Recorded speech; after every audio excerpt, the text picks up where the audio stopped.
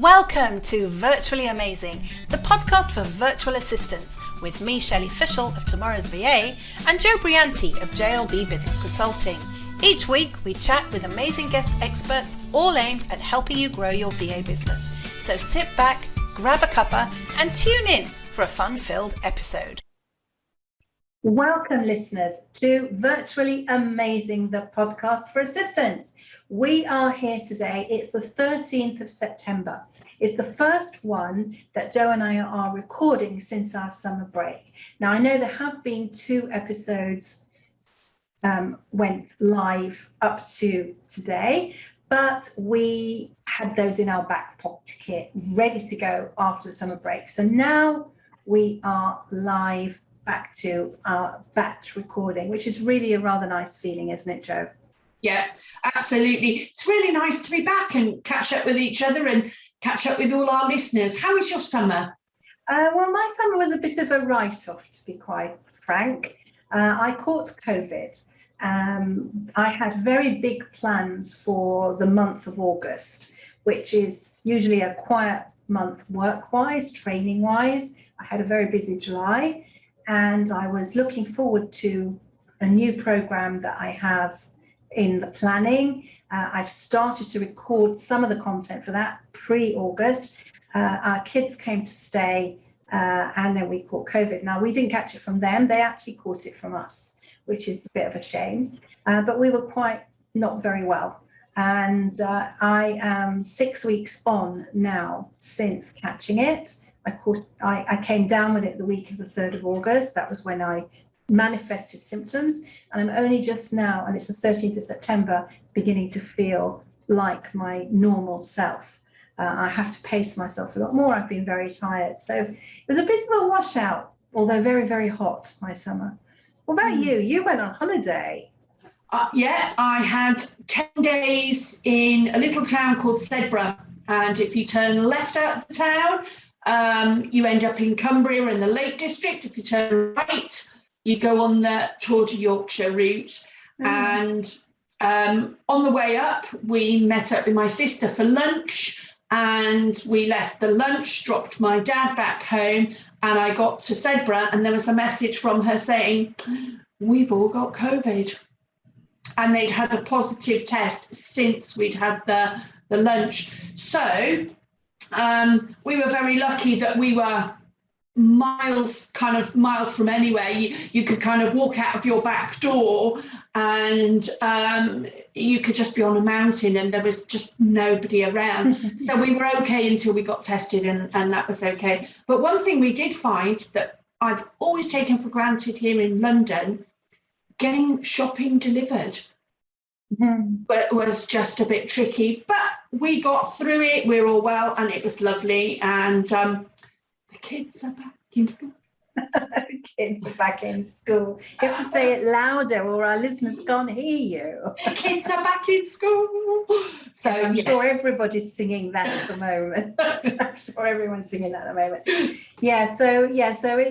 It's good. And I'm glad we took the decision to have a summer break for the podcast as well, because it's given us a little bit of a breathing space. We now have guests booked right through October and November. We've got podcasts that we will be able to schedule right up to Christmas now, which is really rather a nice feeling, because there's nothing worse than having to chase people. Do you want to be on my podcast? Please come on my podcast.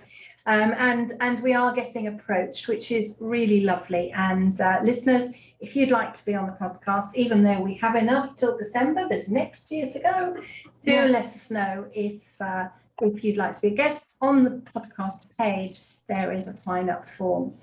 So now that we know that we've both not done a huge amount of work-related anything over the summer, let's turn our thoughts to our episode today. Today we are in conversation with Sara Wisniewski. I think I said it right. Yes, that's it. I think so. I said it. We actually interviewed Sara just before we recording this intro segment. You can tell it's our first day back. We've got ourselves in a right muddle about what we're doing when. But we're human and fallible, just like anybody else. So not everything is perfect all the time. So Sara, this interview is a fantastic interview. It does cover some messaging that you may well have heard before. You will have heard it in a different way. You'll have heard it presented differently, but you may not have been in the right place to act on what you're going to hear. And I think that comes through towards the end of our chat, where we talk about being in the right place to hear a message is just as important as the message itself. So without any further ado, we are going to make way for Sara Wisniewski. Welcome back, listeners. And now we have with us the lovely Sara.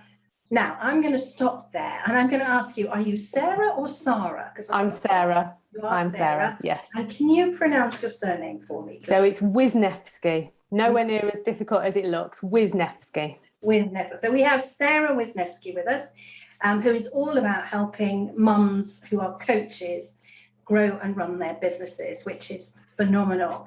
And Sara, before we launch into anything that we're going to talk about, like the meat and potatoes of the episode, what tell our listeners a bit about your background, where you started from and how you got to where you are. Okay. Well, firstly, thank you, Shelley Jo, for having me here. It's lovely to be here. So yeah, my story isn't necessarily a linear one. I wasn't one of those individuals that said from the start, I'd love to own my own business. And I was in a sort of waiting. Some people say they're always waiting for the opportunity. Actually, I feel as though my business sort of found me. So I spent 20 years in corporate in lots of different roles, doing what was, I guess, the obvious route. I'd left university, went into a big organisation and wound myself up and through there. Had 2 children and really went straight back to work and found how different it was working as a mum as opposed to a non-mum, particularly as I travelled a lot as well. And I got through my first 4 years, my first after my maternity leave, and then I had another child, and that just brought a whole different set of challenges. And at the same time, I'd reached that point where I couldn't progress any further in my corporate career without having to be away a lot more. So I took a decision and left, and I left without having anything else to go to, which was a bit of a brave move, because I was a senior manager by that stage, enjoying everything that brings along with it. So I took stock. I took time and I took stock, and I found that people approached me through my network to ask for help in things that was going on in their work life. So I did, I guess you'd call it a little bit of consultancy with them, a little bit of one-to-one.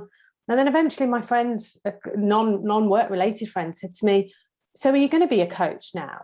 And I'd never even used the word. I'd coached, of course, now I know as part of my leadership role, but I'd never thought of it in the bits and pieces I was doing with people I thought were friends, or they were referrals. So I sort of looked into the coaching industry. I looked at the field, the potential for that in my life, and immediately thought, yes, this is definitely where I want to be going. And the rest, I guess, is history in terms of how I shaped my business. But it's something which I now feel like I'm at home in, like getting into a nice comfy pair of slippers or into an armchair. This is now definitely what I was supposed to have done. I think that's the case for many entrepreneurs. I don't think I certainly didn't start running my own business. I got a job as a trainer for a company, and after a few years realized I didn't want to be told what to do all the time. You have to train these people on this day in this location. And I thought, no, I want to be in charge of how much or how little I do. So left and got going. So, and Jo, you also came out of corporate when you had children, didn't you?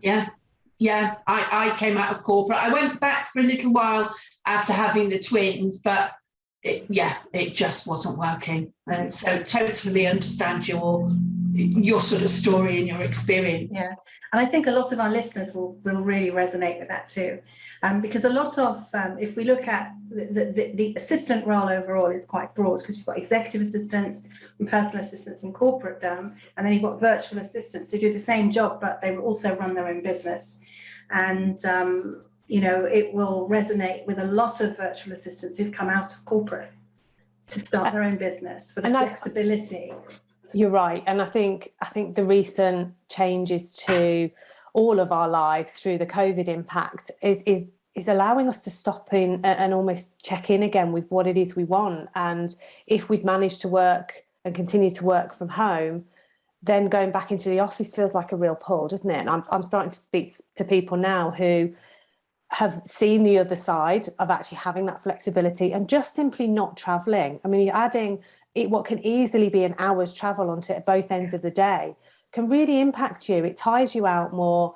You know, even in that hour, you can be emptying the dishwasher. You can be just doing some of that home stuff that if you're sat on a train or you're sat in a queue in traffic, you can't do. And I think, you know, we've opened our eyes to the fact that there is more. There is that alternative model than having to be sat at your desk from 9 to 5 and just because you're there, you're working. You know, there are other ways, be it as an employee or as an entrepreneur running your own business. Yeah, absolutely. So that sees us anyway, that leads us nicely in to what we want to talk about today, which is how do you attract those clients that you want to work with.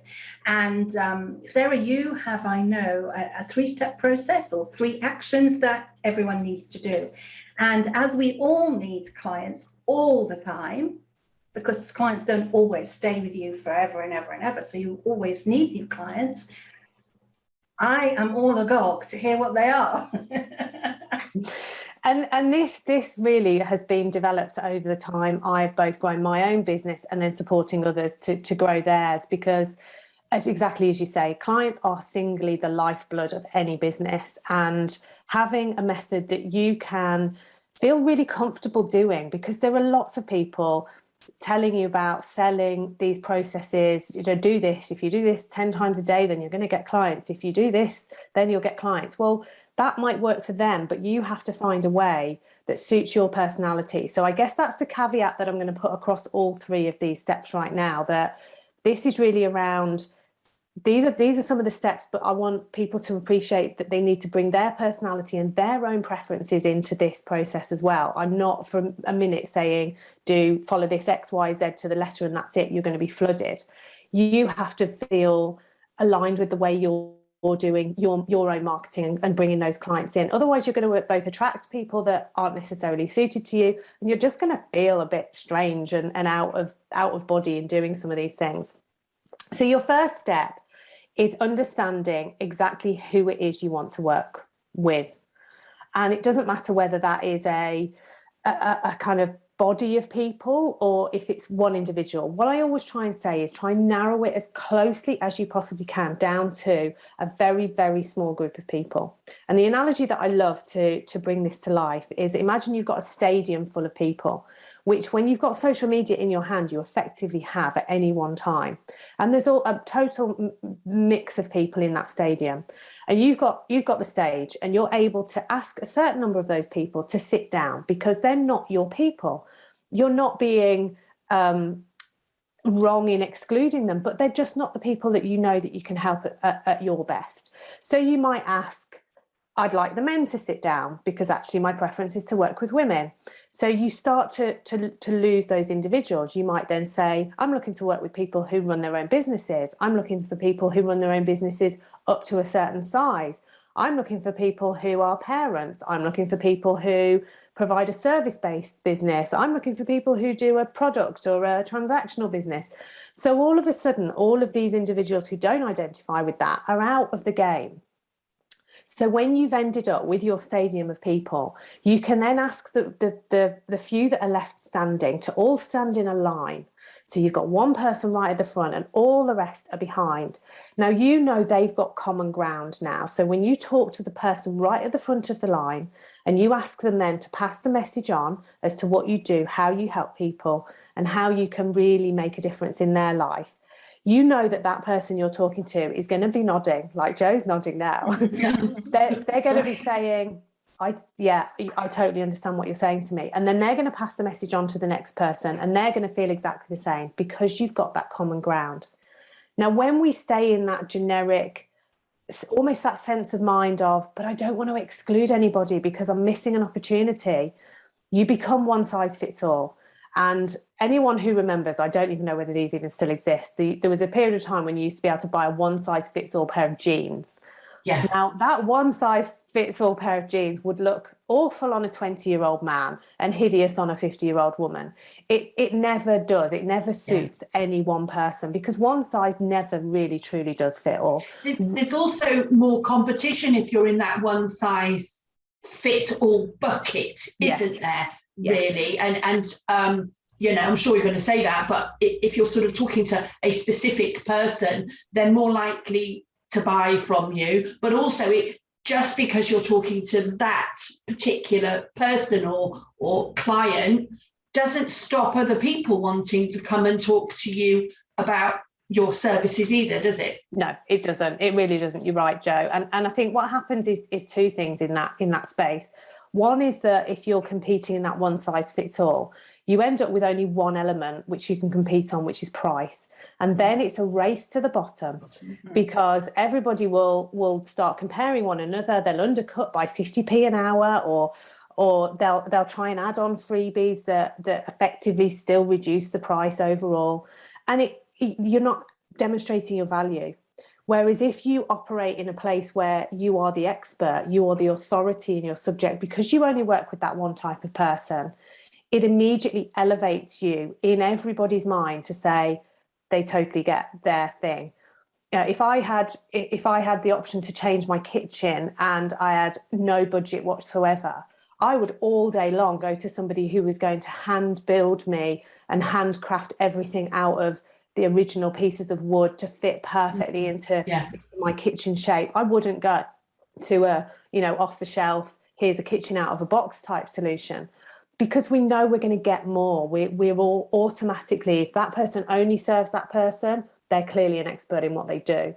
But you're right, it doesn't stop others coming through referrals, just through finding you. And then it's down to you to decide. We're not saying that this is you forevermore. What we're saying is in your messaging, in the way that you present, in your client attraction strategy, which you should have, this is how you're bringing people towards you, because you're polarizing. So one person can say, they're not for me. Someone else can say, wow, expert in field, definitely want that person to work with me.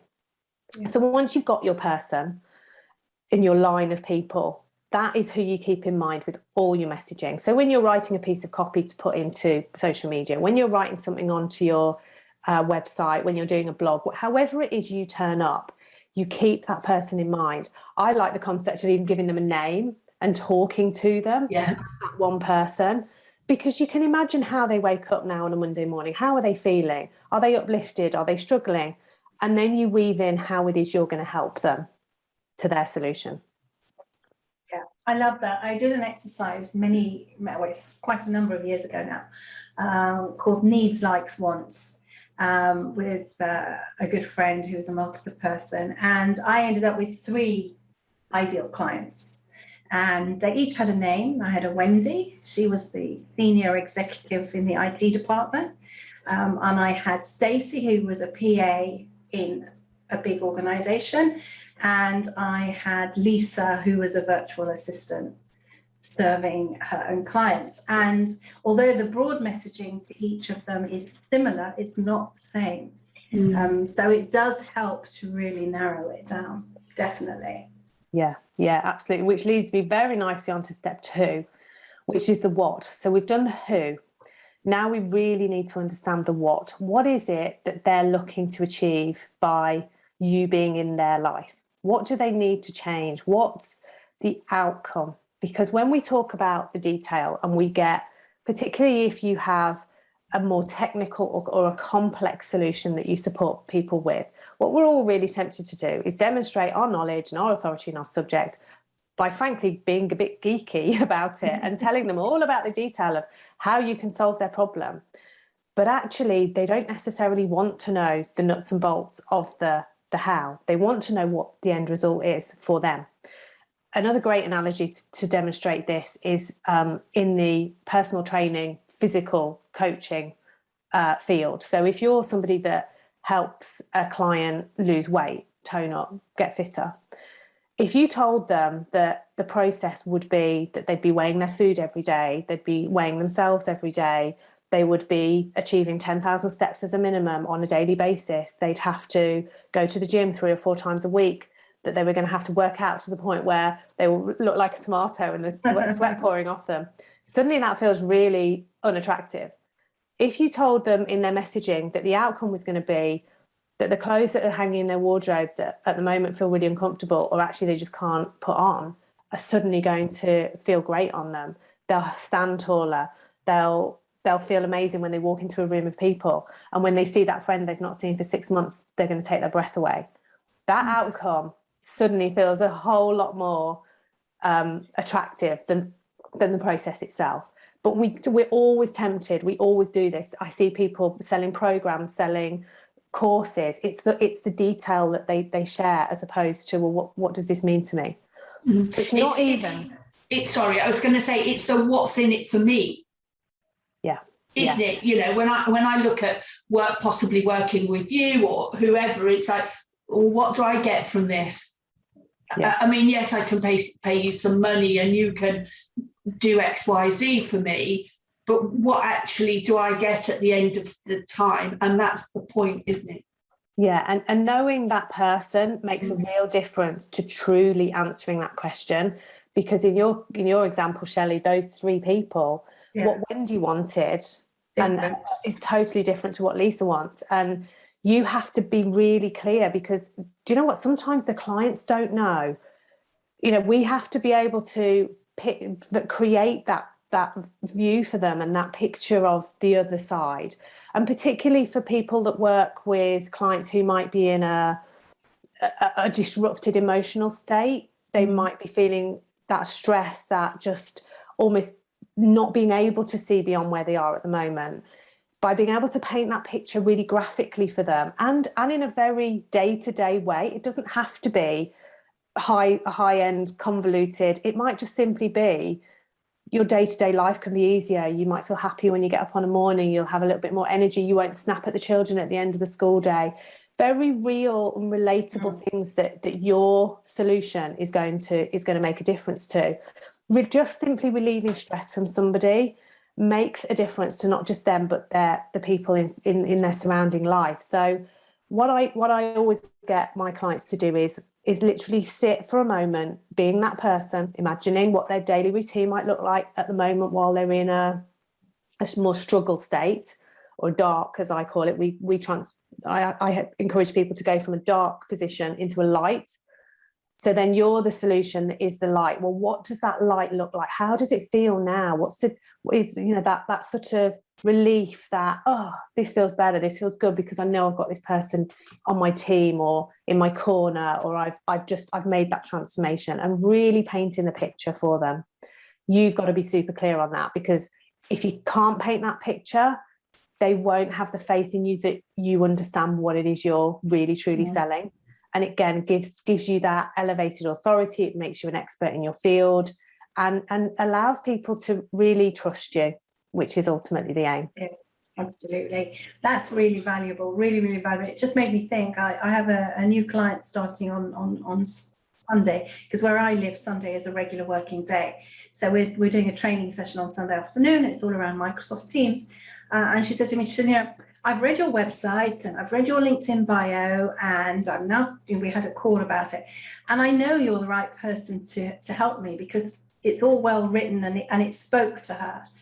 So it's really, that really does back up what you're saying there. It really does make the decision to work with you that much easier. She said, I know you're the right person. I can feel you're the right person. I mean, okay, fine. But it's really nice also when you get that feedback as well. So true. And I work predominantly, well, my job title is now a sales strategy coach, because I feel as though that's where, when we start our own business, we can end up feeling that's lacking. So you could be an expert in your field, in your specialist area, but actually if you can't sell, and selling polarizes people. Some will say they love it. More often, women particularly will say it's something I shy away from, and it tends to be because we've had a bad experience of being sold to, and it's left us feeling like it's a negative experience. Therefore, we don't want to make someone else feel the way that we were made to feel. But actually the sales piece, and this really highlights in your experience, Shelley, with your new client, it's the final part. It's not even the tip of the iceberg. It's like the crossing of the line on a marathon, because it shouldn't be, or if you're doing all the work in whatever is your sales process, be it on your sales page, be it your offer wording, be it a conversation you're having with a potential client, if all your work's being done then, you've not put the work into some of this part in the beginning, which means that it's tougher. You're almost pulling the person into the sale, as opposed to just allowing it, making sure that you're a good fit, and then saying, yeah, this can work and this is how it all works out. It's almost a form filling in exercise, really, a sale, closing, genuine closing, as opposed to starting from scratch, building the trust. That makes it tough. And that's where people do tend to struggle with it.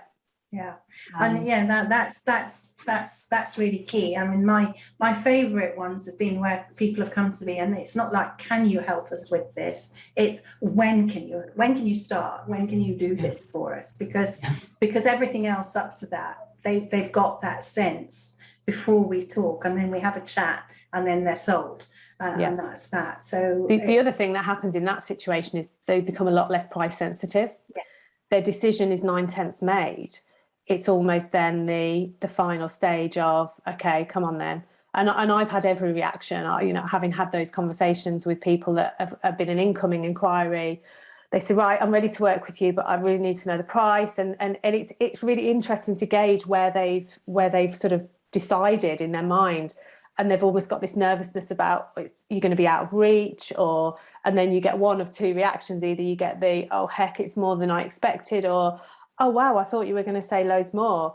And again, people decide strategically whether or not to position their pricing publicly or not. And I sometimes do, I sometimes don't. I'll put an offer out to say, let's talk about a solution, and it ends up being a really bespoke solution for that person, in which case I can't cost it. No. Whereas other times I'll do an almost a package that I'm very open about what the cost is and what the outcomes are they're going to get. And there's different strategies you can use around that.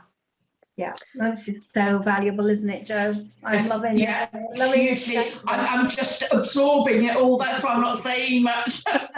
Nodding. So what's step 3? Step 3 is the how. So this is where we kind of put it all together into something which we can then take out into the world. And as I said at the beginning, this how is so personal to you, and there are lots and lots of methods. The amazing gift that we've all been given through the internet and through social media is we can just shrink the world. I can sit here in my office in Warwickshire and be conversing with somebody anywhere in the world. It is phenomenal. I'm building a business and growing a client base now compared to what it must have been like 10, 15, 20 years ago. Literally going out, knocking doors, handing business cards over, making phone calls, going through a business directory. It's nothing like that now. And yet people will say, oh, it's a real struggle to show up. What, it's a struggle to show up and do like a 30-second video promoting yourself and touch thousands of people? It's phenomenal. But the key piece you've got to have had is those two. So there's a very strategic reason why we've done these in this order. So once you know your who person, you need to find out where they are, because they are already congregating somewhere. Someone else has done that work for you. And this is not about pinching any kind of intellectual property or going and stealing other people's clients. We love communities and congregations, be it because we all follow the same person on Instagram, because we have similar fields of followers and overlaps on LinkedIn, because we're in social media groups on Facebook.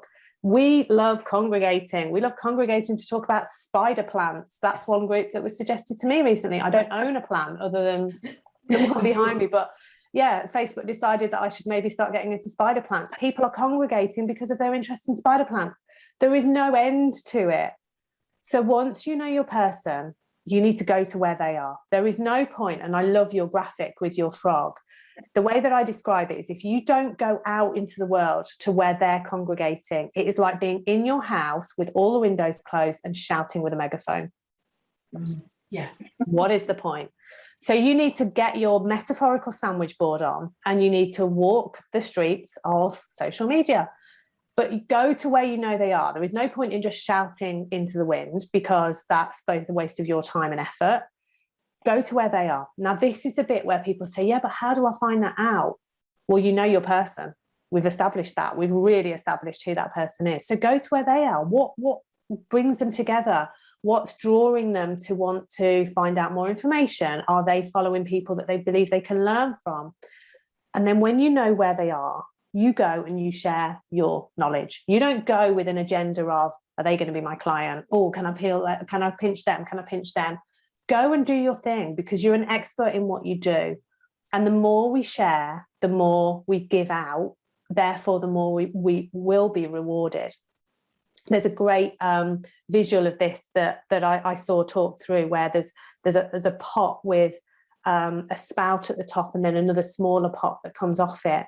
And as they were talking through it, they labelled it. So it was almost quite difficult to understand what it was. The big pot is the serving pot. And we all have to fill up our serving pot first. And as we fill our serving pot up with energy, water, reciprocation, whatever you want to call it, it eventually gets to the spout, which tips over, and then your reward pot can fill.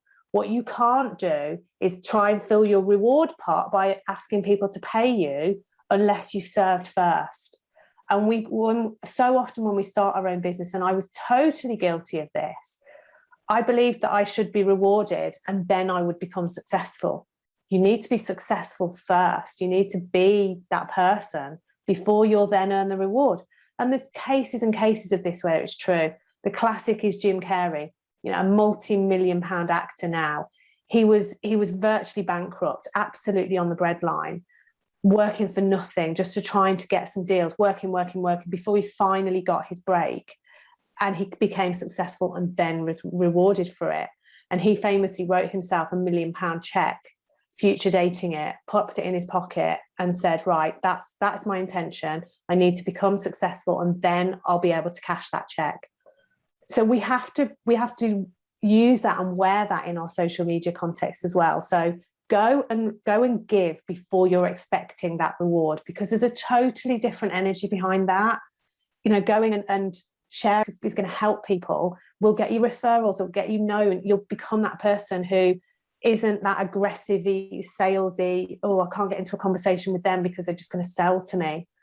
And through sharing your content, through sharing your message with your people, when you know where they're congregating, you can then get to the point where when you're ready, you can make an offer. But you don't have to start with your offer. Start with sharing. Make your offer and make sure that it aligns with the people that you know need to hear. And then let them come. Allow them to come. Yes, there's strategies you should have in place, but don't do it from I'm going to find a client and this has to work, because that's a real needy, and it's repelling. A needy energy is repelling, isn't it? Yeah, totally. Going into a meeting and feeling, I remember one day where I went to see, was when I had a face-to-face training company and it was going about training in-house for whoever it was. And I think there was one day where I saw 2 brand new clients, and it's totally down to the energy that you take into that meeting with you. Yeah. One I got and one I didn't got. And I remember thinking about it afterwards, and it's about the way that you ask for the business and what you say before and all the rest of it. And that's so true. So true. Yeah, it is. And there's 101 ways, probably, well, there's thousands of ways that you can share your message. And what I always say is do what feels good to you. So if you like doing 30-second, 15-second reels where you're dancing and you're pointing and you're doing all of that, if you like that and that really fires you and you can genuinely put a big smile on your face and have a dance round to some music and send your message, do that. If you love doing lives and sharing your message by using video, do that. If you hate lives and dancing around and pointing, but you love to write, then write lots. Write everywhere, pop things on blogs, do emails, ask to be featured as a writer somewhere else. If you like speaking, do a podcast, go on people's podcasts, find what's your thing that allows you to be you. And again, coming back to that energy, allows your energy just to shine through. Because if I was to go and do a reel, I would just look like a Wally, and I'd feel like a Wally. And therefore you would watch me and go, she feels like a Wally, and now I don't feel comfortable watching her. We've all stood and watched people present in some way because they have to, and they feel uncomfortable, and it's horrible, isn't it? Our own toes curl in our shoes, and we just want the earth to open up and swallow them on their behalf.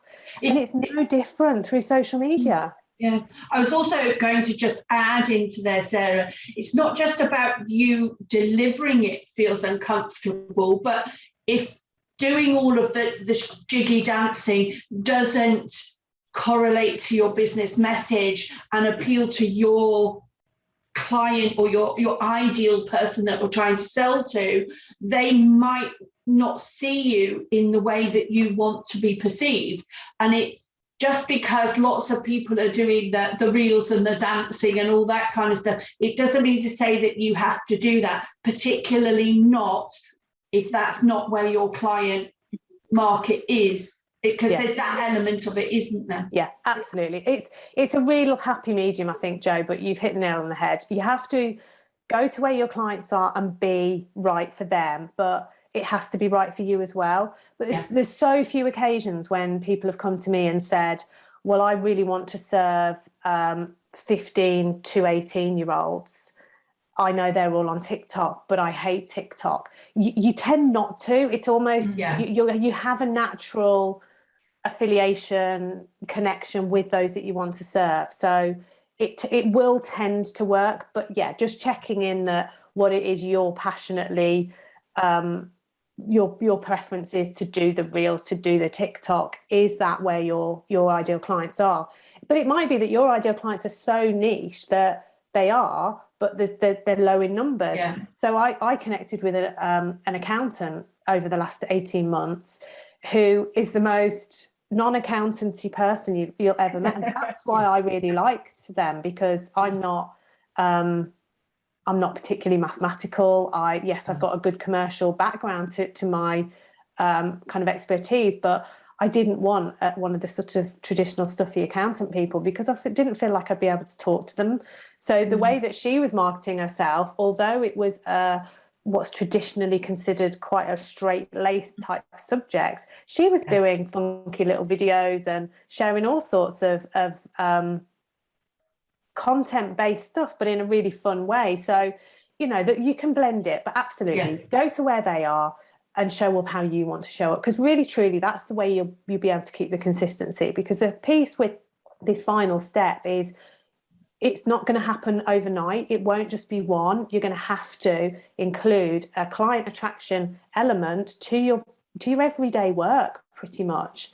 And when people start and they work with me to really start to build their businesses, I tend to say you'll be about 70% marketing to begin with. And that, when someone first told me that, was such a shock. And I was quite cross about that. I thought I'd just open my business, I'd create a website, tell people what I do, open the doors, and then the people would come. So to learn that I had to actually really go all out and market myself, it's like, well, I don't want to do that. I just want to help people. I just want to serve. I want to do the thing that really lights me up. So it's finding something that's okay to do, because that's the only way you'll be able to stick at it and do it a lot. And I think then the final, when you really get down to it, is you need to know what works. So some element of recording, some tracking. Once you find that thing that does work, you want to know you can repeat it, as opposed to almost sort of blasting lots and lots of things, and then clients come and you go, well, where did they come from? Was that method or that method or that method?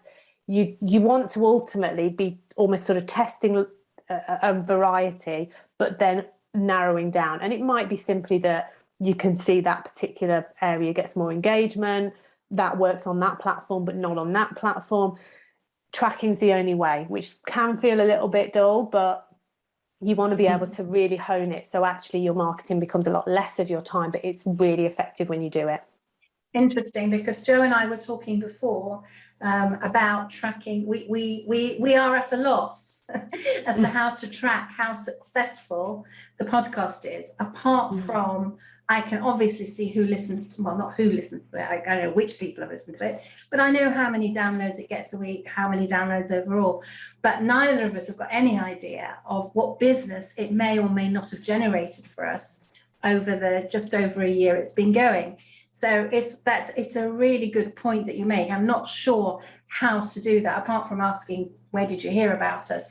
But we're all over the place, so people could have heard about us in many places. And I think that's a very important point as well, that if you're doing what you're saying and you're out there and you're in the 1, 2, 3, 4, however many locations it is where your people are, they will hear your message from many different, and the consistency helps, doesn't it? So they might not necessarily say, well, I came from Twitter or I came from Facebook. They might come from all of them. You just have to keep doing it. You do. And again, it's being realistic about what you can achieve, because the temptation sometimes is, I need to be everywhere because then I'm covering all bases. But that again is almost, it's what many will describe as spaghetti marketing. It's just kind of flinging things around and hoping that you'll find your way. Again, early days, I always recommend to my clients they have one dominant platform, and then maybe they add a second, and particularly where you've got things like Instagram and Facebook where they actually match up and you can kind of be on both without really needing to add too much work. But knowing where your client is and where you want to turn up, concentrate on just getting that one right first. Then when you're at the stage where your methodology is sound and that you can repeat it, then you can tweak it for the different platforms, because they do have a subtly different approach. Your messaging on LinkedIn should, I believe, be different to that on Facebook. Absolutely. And trying to be all of those things across all of those platforms is spreading yourself really thin. Just nailing the one, getting your process right, and once you've got that flow of clients, ultimately what I advocate is creating yourself as a CEO, not the doer. So when you're doing it yourself, you're building your strategy to get it right, to then hand it off to somebody else, to a virtual assistant. Yeah. So that actually your assistant in your assistant business is doing maybe in a specialist platform there, and then somebody else does it on that specialist platform, which is slightly different. So it's not about you doing all the things perpetually and forever. It's you defining that strategy, getting it to the place where it can be handed off, and then you can move to the next platform and the next platform. Yeah. But that comes in time. Spreading yourself too thin is where you can't necessarily be truly consistent, and then you get frustrated and downhearted, disheartened, and you won't see the results. I think that's a really important point, actually, about figuring out what your system is in a way, so that you can package it up and hand it over for somebody else to do what to you is the grunt work, but for them is what they really love doing. So again, coming back to the podcast as a case in point, I've now outsourced most of the admin for the podcast, because I was doing it all at the beginning, because I can. But until I figured out what that process was and figured out how much time it was taking me away from my income generating activities, which, I wrote in my newsletter last week was all about income generating activity. It's really important. And so I've now got a system where somebody does the web page, somebody does the editing, and it now gets done. We do the recording and then it gets handed on. But that doesn't happen, like you said before, with working out anything. It doesn't happen overnight. No, and I do genuinely believe there's a lot to be said for defining your strategy yourself. Yeah, I fell into this trap early days. I brought in somebody to help me with some social media and some Facebook advertising, paid them a lot of money to create a system, because it then went into a funnel and there was automation and all sorts of things built behind it. But I hadn't defined it first. So I also didn't understand it. So when I wanted to question or query something, I couldn't really unpick it until I actually stopped working with them, dedicated the time I needed to now understand what they built, tweak it, change the messaging, and then go. So I always say, you should learn to do something yourself as best you can. I'm not for a minute saying you go out and you do multiple courses and become an expert in that thing, but understand it to the point where you know what you're handing off. And that first conversation I had was, I think I want to advertise. Please can I advertise to get me more clients through advertising, was probably the brief I gave them. Whereas doing it yourself to that point of understanding allows for a much more strategic conversation with them as well.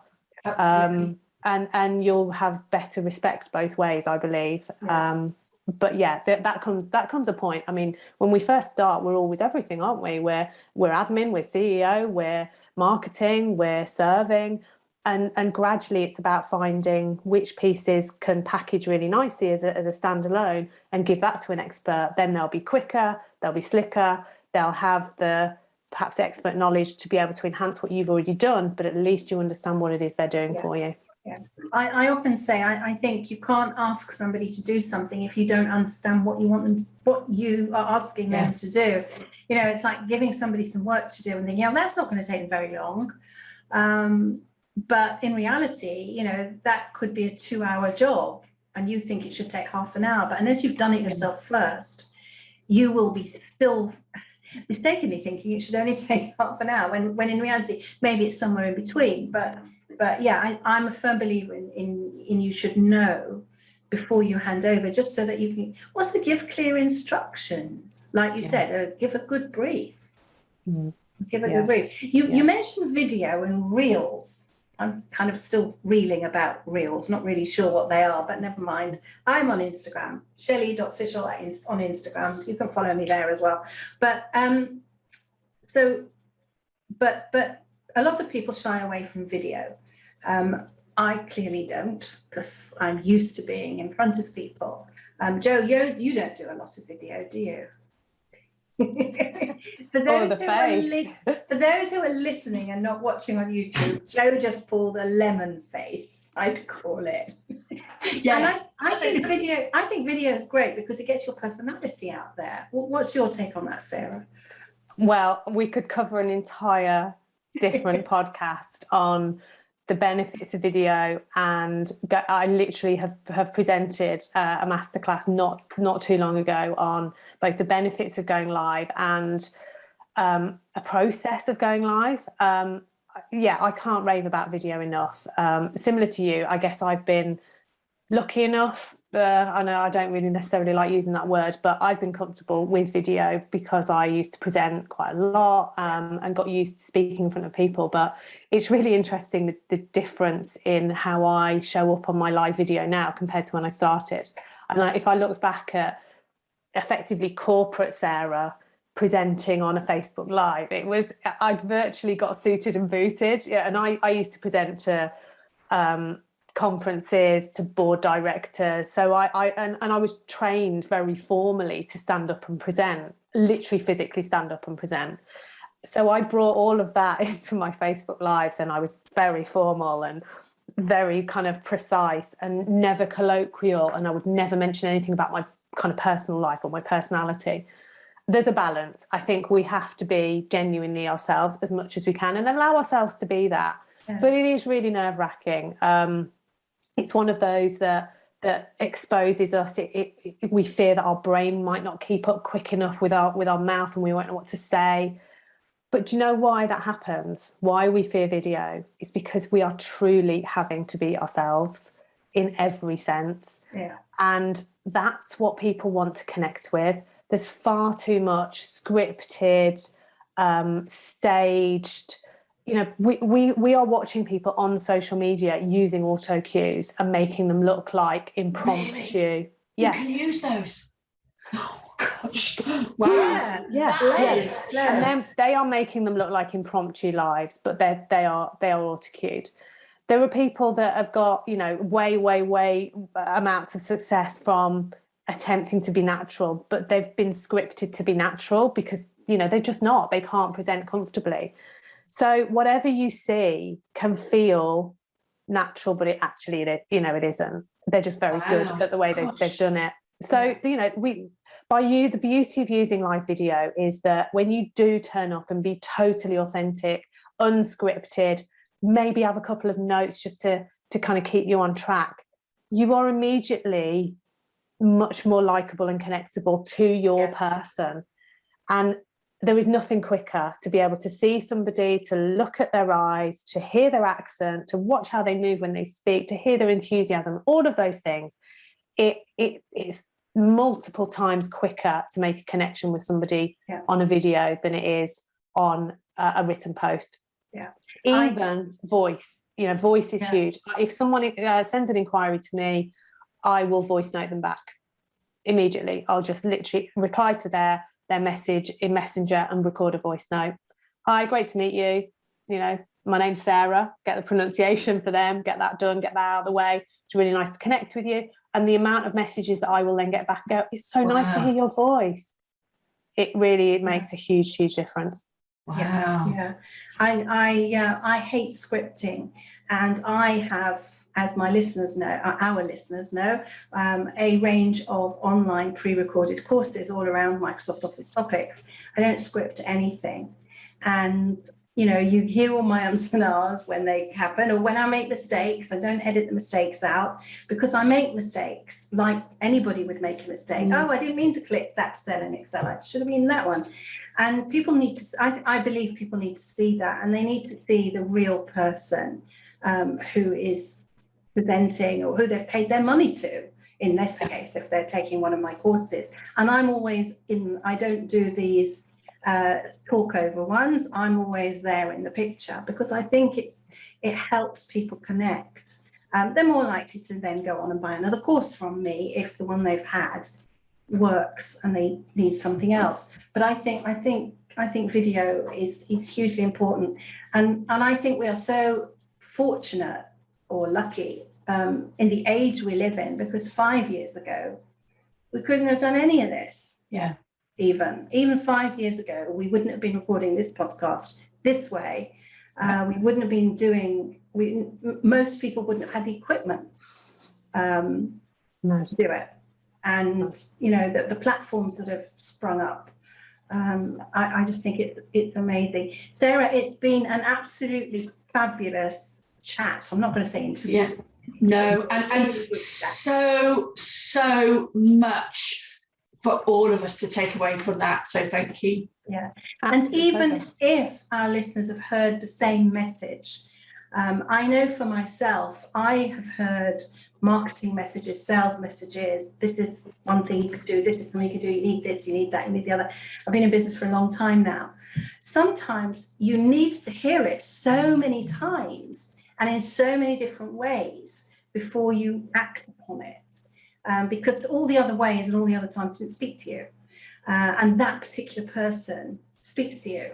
And I'm sure that you'll be speaking to lots of our listeners today, and they'll all be scribbling their notes away. And nodding, just like I am, all the way through. Yeah, that's the idea. And like you say, I think sometimes we only hear the message when we're ready to. There's a huge amount of information, there's a huge amount of knowledge out there, and we can be constantly attempting to fill ourselves up, and a proportion of it goes in. But as you say, sometimes just something clicks and it's explained in a way that makes you go, okay, I get that now, and I can go and act on it, because learning without acting is pointless. It's just, you need to put that into place and adapt it for however you're going to be growing your business and attracting the people that you want to work with. Yeah, absolutely.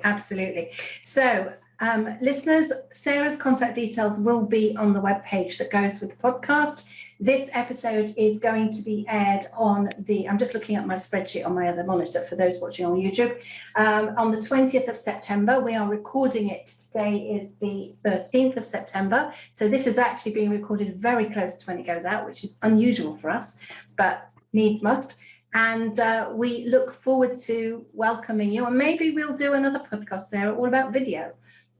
Yeah, it'd be a pleasure to come back. Yeah, absolutely. Okay, what will be lovely. So thank you ever so much. Welcome back, listeners. And I'm sure, Joe, what do you think? It was a fantastic interview, wasn't it? It was a fantastic interview. Some of those messages we may all have heard before, but I think Sarah was so fresh with them. She's given us different perspective.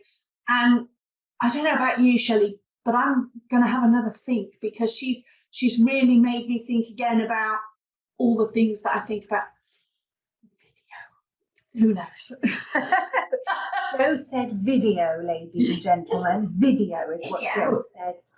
She really hates the medium. But you're on video now, Cease. You're going to get good at this. You'll get good at this. I'm getting better. I'm getting better. You're getting better. And I think maybe we will have Sara back for a later episode. So listeners, do tell us on the Virtually Amazing Facebook page if you'd like us to have another episode on video and how to be confident on video. That would be really useful. I know a few people that we could actually have on to talk about that. So we could possibly do a group podcast, maybe. Yeah. That's something a bit different. But yeah, I mean, I certainly, we discussed really what we were talking about today was marketing and knowing who you're marketing to, knowing what you're marketing, and knowing how to do it. That was basically the 3 steps. Yeah. And I think, I know certainly from my own experience, as I said, when we were chatting with Sara, there are times where you hear a message, but you never act on it because it's not the right time for you at that moment. Your business isn't where it needs to be for you to take that next step. Yeah. And I think that's really important, and why it's important for us to always be reinforcing these messages and going back to the drawing board quite frequently to see what else do we need to do to make our businesses as successful as they can be. The other thing that I will take away is the revisiting the idea that you don't have to be on every platform at every moment at all the time and doing all the things all the time, because you think about, what does my client want, think, need? Is this the right platform to deliver what they want to see, want to hear? And is this where they're going to hear it? So don't be afraid to sort of say, I don't do Insta, or I don't do Facebook, or I don't do Twitter, because if your people don't hang out there, it's, and you're hanging out there, you're not going to get that message to them, are you? Yeah, exactly. Now, I am a very, very, very early Twitter adopter. I adopted Twitter in 2007. It had been going not very long at all. I don't know if you came across or remember a lovely guy called Mark Shaw. He was the first real Twitter kind of guru in the UK, and he did a competition. He wrote an ebook called Twitter is Not Just for Lunch or something. Twitter's not just about cheese sandwiches. That's what it was called. The idea of people just tweeting what they just had for lunch. And I was lucky enough to win a competition and won an hour of his time, which became about 3. We met up in a Costa coffee shop in Barnet, and he was just so generous with his time. But the other platforms weren't there at that time. Facebook wasn't there, Insta wasn't there. LinkedIn was only just in its real infancy. I'm one of the first million users of LinkedIn as well. I've been there, done that quite a lot. And what I do know is that I did get business through Twitter at the beginning, less so now, but I still feel that I need to have a presence there, because the corporate side of the people that I work with are generally on Twitter. They're on Twitter and LinkedIn. So I need to be on both those platforms, more LinkedIn than Twitter, if I'm honest. And the virtual assistants and the freelance assistants, whatever kind of assistant they are, they tend to hang out on Facebook and Insta and LinkedIn. So I kind of am on all of the platforms. But what Sara was saying was the different message for each does need to be skewed a bit. And I'm going to definitely take that away and give that some thought, because I think I'm as guilty as I'm sure many others of just posting one message and it goes out at different times, but to all the platforms. That's right. So because it's easy to do that, isn't it? It's really easy to do that. So yeah, I think a little bit back to the drawing board there for me on my social media, but I outsource mine, so I don't feel as if I'm doing it so much. I definitely agree with that, because I think it's one of the things that I'm guilty of. You have a scheduling tool, you write your, and then you copy and paste it onto your Insta feed schedule and all of those things, rather than thinking what should be the message on for that element of my audience on Insta versus LinkedIn, and is it the tone, is it the delivery, is it the imaging perhaps? And some of the time it can be the same, and there's no harm in it being the same. Absolutely. But I think every so often it shouldn't be the same, and I think Sarah was really good at bringing that out. Certainly something I'm going to look at. Don't know when, but I will look at it. Just add it to the list. I'll add it to the list. So, Jo, what have you got on for the rest of today? Apart from we are going to be recording another podcast episode this afternoon. So I'm going to be having a look at a quotation for setting up somebody's pipe drive account. I have an appointment with somebody to talk about cyber essentials, which is an interesting accreditation that sort of sits alongside GDPR for slightly bigger companies. Yeah. And I've got an inbox that needs dealing with. Yes. No, I did manage to keep, even though I wasn't well, the one thing I did keep on top of was email, because you can do that from your phone or laptop or desktop or wherever. So we are recording another episode this afternoon. I won't be doing much else today. I'm learning not to overcrowd my diary as much as I used to. So it's 12:30 now here, so I'm going to be hopping over to have some lunch shortly. And then coming back fresh to record our afternoon episode. But then I've got quite a busy day tomorrow. Tomorrow we're also recording 2 episodes. I have a doctor's appointment before that. And then in the evening, I'm delivering an Excel webinar. So, and that's just been confirmed in the break between recording with Sarah and us coming back online. So that's advanced Excel techniques for Smart Events International. So that's tomorrow night. So that's going to keep me busy. And then Wednesday this week, we have, this week is Yom Kippur in the Jewish calendar, the Day of Atonement, which starts on Wednesday evening and lasts 24 hours through Thursday evening. And that's a 25-hour fast where we fast, we don't drink, we don't eat, we don't do anything. We spend a lot of time praying. And we don't pray just for ourselves, we pray for the world. And it's the holiest day. It's the day when the gates are closed. So if any of you follow me on Facebook or have seen any of my posts on social media, you'll see I had mentioned Shana Tova, which is Happy New Year, and may we be inscribed in the Book of Life. And the reason for that is because we believe that God opens the Book of Life on the eve of the New Year, Erev Rosh Hashanah, which was last week. And there's a 10-day period, and it closes at the eve of when Yom Kippur finishes.